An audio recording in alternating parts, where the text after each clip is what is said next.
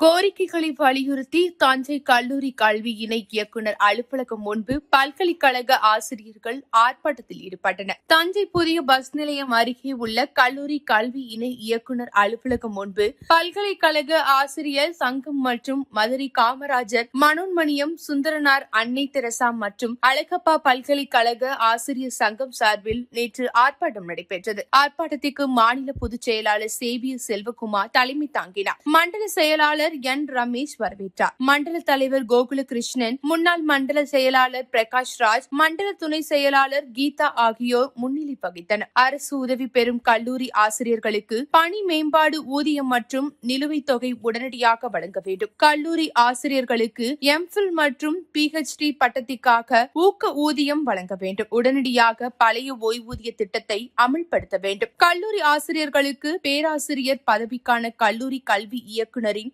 செயல்முறை ஆணையினை உடனடியாக வழங்க வேண்டும் என்பன உள்ளிட்ட பல்வேறு கோரிக்கைகளை வலியுறுத்தி இந்த ஆர்ப்பாட்டம் நடைபெற்றது. ஆர்ப்பாட்டத்தில் கரந்தை கல்லூரி ஆசிரியர் ஜெயராஜ், பாரதிதாசன் பல்கலைக்கழக ஆட்சி மன்றக்குழு உறுப்பினர் ரமேஷ் மற்றும் ஏராளமான கல்லூரி ஆசிரியர்கள் கலந்து கொண்டனர். முடிவில் பொருளாளர் ஸ்ரீதர் தங்கத்துரை நன்றி கூறினார்.